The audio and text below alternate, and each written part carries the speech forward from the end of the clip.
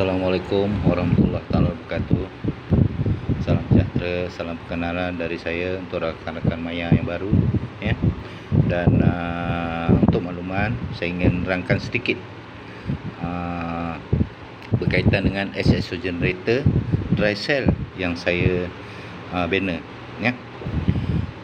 Pertama sekali, apa itu dry cell? Dry cell itu ialah kombinasi komponen-komponen ni untuk penghasilan gas hidrogen melalui proses elektrolisis, ya. Jadi dry cell ni kita nampak semua komponen dia, ya. Plate-plate yang kita gunakan, ya.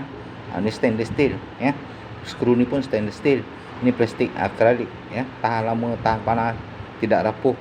Stainless steel tahan lama, tidak berkarat, ya. Tidak reput. Dan kotak yang saya buat ni pun yang ni kotak ni daripada akrilik juga, ya, ataupun prospek. Dan yang lain tu biasa tengoklah. Dan juga botol bubbler yang kedua ni akrilik juga, ya. Jadi tahan lama, tahan panas. Jadi proses dia ialah air kita isi melalui skru ni, kita buka, kita masukkan, kita gunakan pemancar air ni, dan air digunakan tidak sampai 200 ml, ya. Air sikit je. Jadi proses tadi, air akan turun ke bawah dan dia akan naik melalui hose ni. Dia naik, ya. Dia naik, dia keluar, masuk, lepas tu masuk balik, turun. Jadi air dalam ni je, air kawasan ni je, ya. Dan apabila gas terhasil, dia akan naik ke sini dan masuk ke bubbler 2. Bubbler 2 ni memerangkap uap air sekiranya ada, ya, tak ada masalah. Jadi gas terus kita akan hantar ke air intake, ya.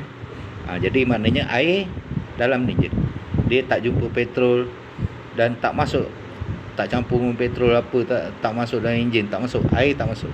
Yang masuk hanyalah gas, hidrogen dan oksigen yang akan melengkapkan pembakaran di dalam combustion chamber, ya, melengkapkan pembakaran bahan api, petrol atau diesel di dalam combustion chamber ataupun ruang pembakaran lah. Jadi bila pembakarannya lengkap, tiada lagi karbon lah. Karbon tak ada. Piston head bersih, plug bersih, valve bersih, manifold exhaust bersih, injektor bersih. Jadi bukti dia, kita pergi dekat exhaust dan gas yang keluar daripada exhaust tidak lagi berbau petrol, ya, tak ada lagi bau karbon dioksida, tak ada. Karbon dioksida mungkin ada terlampau sikit, mungkin 3 hingga 5% je. Jadi tak ada apa dah, tak ada bau dah. Yang keluar hanyalah uap air, ya. Kalau kita letak tangan dekat exhaust tu, kita rasa kelembapan, ya, pada dekat exhaust tu. Kita letak tangan belakang tangan kita, kelembapan, panas tu tak ada. Jadi itu keistimewaan penggunaan hidrogen, ya, membersihkan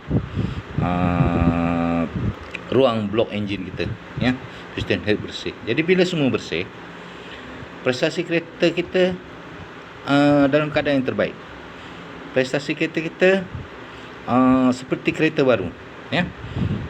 Masa itulah kita dapat menikmati penjimatan minyak, ya.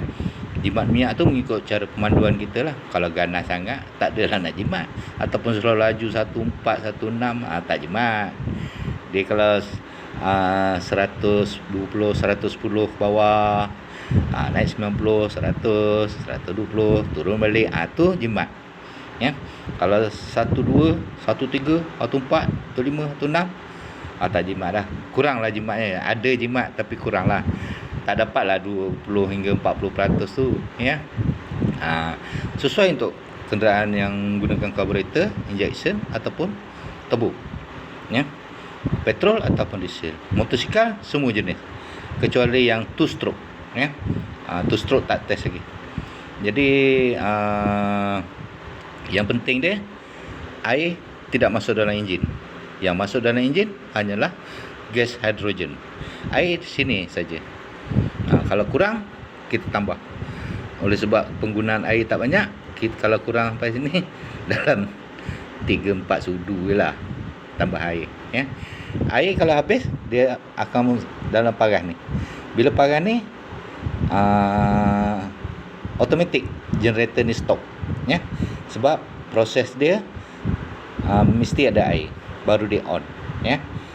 Itu saja. Sekiranya ada apa-apa masalah ataupun ingin mengetahui lebih lanjut, boleh WhatsApp kat saya, ya, ataupun boleh pergi ke YouTube, boleh type pertama di Malaysia HSO, ya, ataupun pergi ke FB saya, Kulaan Hayabusa, Kulaan Hayabusa. Dan diharapkan kita dapat bertukar-tukar pandangan, idea yang positif, ya, berkaitan dengan teknologi ni lah, ya. Di luar negeri dah lama dah, ya, Indon, Thailand, Vietnam semua. Sebab saya tengok dekat YouTube, Malaysia ni tak ada, pasang ada, buat tak ada. Jadi saya buat, ya, saya buat dan pasang, berpandukan teknologi yang diperolehi memang dari luar negeri, ya. Teknologi ni, teknologi hidrogen, teknologi kimia ni dari luar negeri, ya.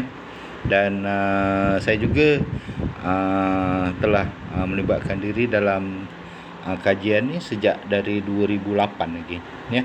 2008 tu, masa tu internet tak berapa ada. Jadi masa tu pakai wet cell. Wet cell tu yang ada dalam tabung.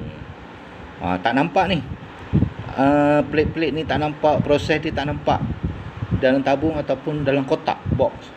Yang keluar hanyalah hose masuk dalam air intake. Sistem sama, ya. Cuma yang wet cell ni, yang dalam kotak dalam tabung tu agak tak tahan lama lah, ya. Mungkin setahun, 2 tahun, 3 tahun macam tu tak tahan, ya. Tapi ini insyaAllah, kalaulah macam kereta saya, kereta Iswara, kereta Iswara saya reput, yang ni tak reput. Sebab dia ni stainless steel, yang ni akrilik semua akrilik. Plastik perspek yang tahan lama, ya. Tebal, tahan lama. 12 mm tebal tu, tahan, ya. Jadi kalau sekiranya ada apa-apa masalah, bolehlah hubungi saya dengan idea-idea yang baik dan perbincangan yang baik. Semoga kita dapat manfaat daripada penggunaan hidrogen ni. Sekian, Assalamualaikum warahmatullahi taala wabarakatuh.